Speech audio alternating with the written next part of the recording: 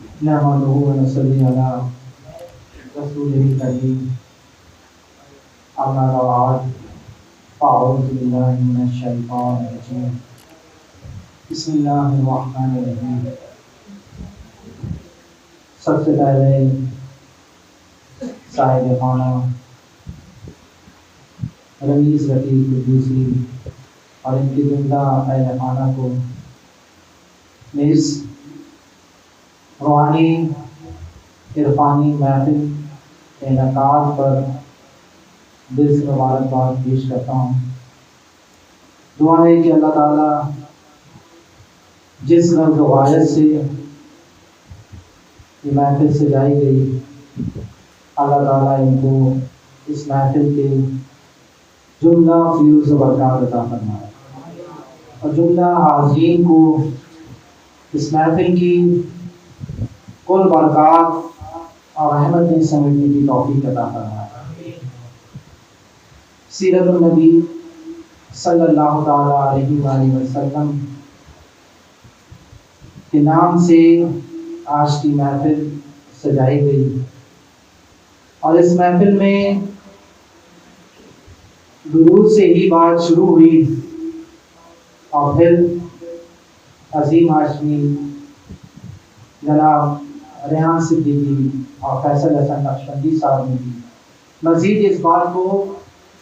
اور آگے بڑھایا. اور یہ مہینہ ربیع الاول ہم عیسائیت کے دن ہے، جہاں اس مہینے میں اور دیگر اوراد و وظائف کیے جاتے ہیں، تو اس میں کثرت سے درود پاک کا ورد کیا جاتا ہے. اولیاء اللہ نے جہاں اپنی زندگیوں میں درود پاک کا اہتمام کیا، وہاں اس مہینے میں مزید اس میں اضافہ فرما دیا کہ اگر ان کا معمول تھا کہ 1000 مرتبہ درود پڑھتے تھے،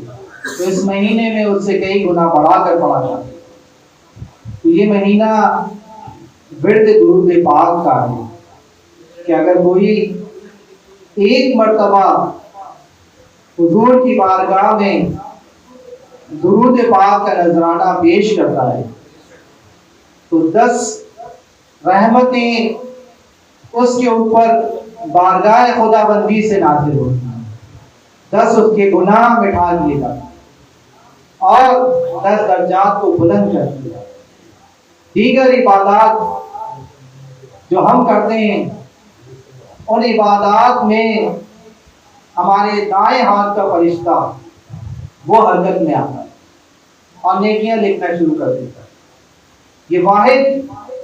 ایک ایسا عمل ہے کہ جب بندہ اپنے پیارے آقا صلی اللہ تعالیٰ علیہ وآلہ وسلم پر درود پاک پڑھتا ہے تو بیک وقت دائیں اور بائیں دونوں بازو کے فرشتے حرکت میں آتے ہیں. ایک فرشتہ نیکیاں لکھتا ہے تو دوسرا فرشتہ نیکیاں مٹاتا ہے. اور نہ صرف یہ عمل یہیں تک محدود رہتا ہے، بلکہ نوری فرشتے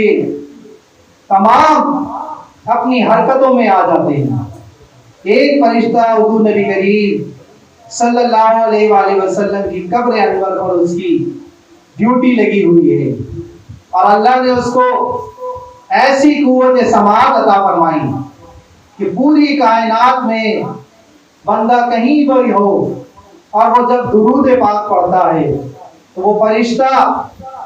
اس پڑھنے والے درود شریف کی پڑھنے والے کا نام اور اس کے والد کا نام حضور کی بارگاہ میں پیش کرتا ہے کہ یا رسول اللہ صلی اللہ علیہ وآلہ وسلم فلاں بن فلاں نے آپ کے لیے درود کا نذرانہ پیش کیا. اور یہ صرف معاملہ یہیں تک نہیں، بلکہ ایک نوری فرشتہ جس کا ایک بازو مشرق میں تو دوسرا بازو مغرب میں،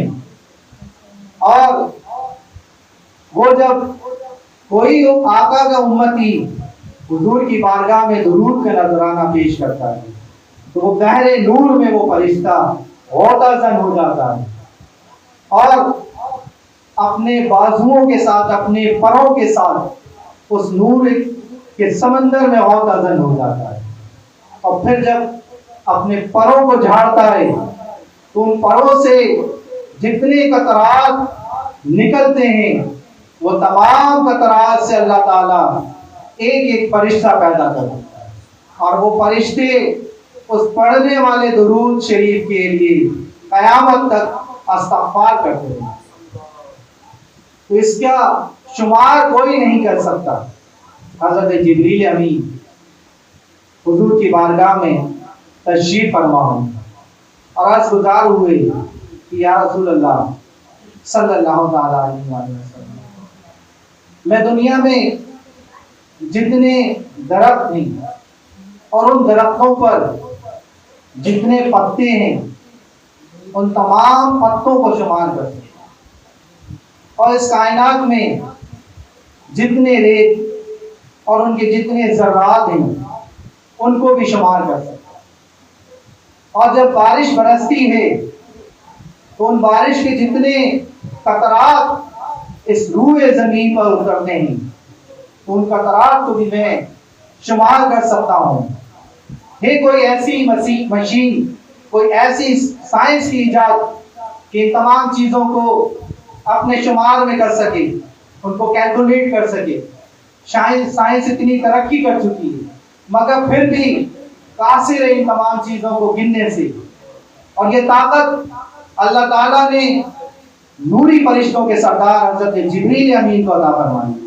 کہ وہ تمام درختوں کے پتوں کو بھی شمار کر سکتے ہیں، تمام ریت کے ذرات کو بھی شمار کر سکتے ہیں، اور تمام بارش کے قطروں کو بھی شمار کر سکتے ہیں۔ آگے عرض گزار ہوئے کہ یا رسول اللہ صلی اللہ علیہ وآلہ وسلم، جب کوئی بندہ، کوئی آپ کا امتی آپ پر درود پاک پڑھتا ہے تو میں جب اس پر رب کی جتنی رحمتوں کا نزول ہوتا ہے میں اس کو شمار کرنے سے قاصر ہوں۔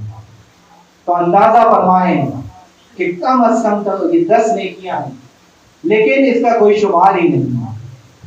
کوئی شمار ہی نہیں ہے۔